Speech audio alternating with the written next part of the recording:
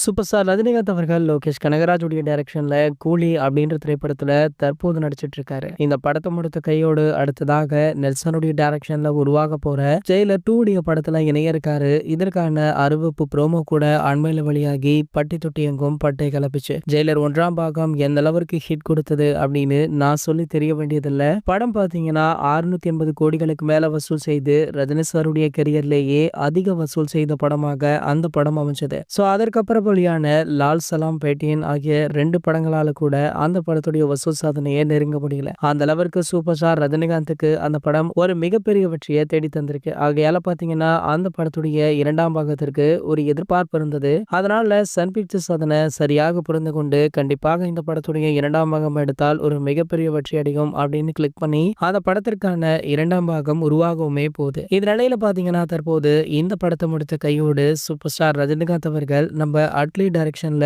ஒரு படம் நடிக்க இருக்காராம். இந்த படத்துல சூப்பர் ஸ்டார் ரஜினிகாந்த் மட்டுமல்ல மற்ற இண்டஸ்ட்ரியுடைய முக்கிய பிரபலங்களுமே கலந்து கொள்றாங்களாம். இந்த படத்துடைய பட்ஜெட்டுமே அதிகம் அப்படின்னு சொல்லப்படுது. மேலும் பாத்தீங்கன்னா இந்த படத்தையுமே சன் பிக்சர்ஸ் தான் தயாரிக்க இருக்காங்களாம். சோ அதற்கான பேச்சுவார்த்தைகளுமே சூப்பர் ஸ்டாரிடம் நடத்தப்பட்டு வருவதாக சொல்லப்படுது. இது போன்ற சினிமா செய்திகளை பத்தி நீங்க உடனே தெரிஞ்சுக்க நம்மளுடைய ட்ரெண்ட் செட்டர் அப்படின்ற நம்ம சேனலை சப்ஸ்கிரைப் பண்ணிக்கோங்க.